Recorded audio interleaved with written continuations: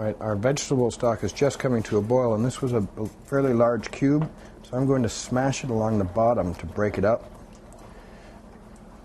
to help speed it along.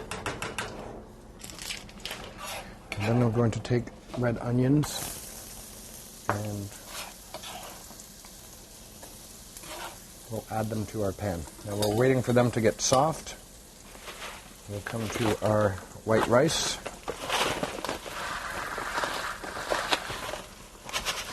And we're going to go and measure out half a cup.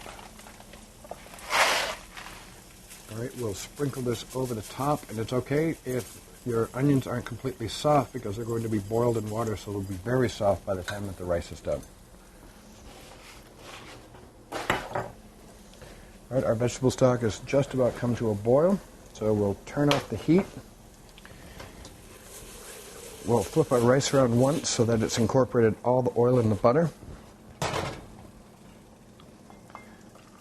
Then we'll add a cup of our stock. We'll give it one stir just to make sure that our vegetable bouillon cube is broken up. Then as it comes to a boil, we're going to reduce the heat. We have it at 8. We're going to reduce it down to about 4. Then we're going to cover it.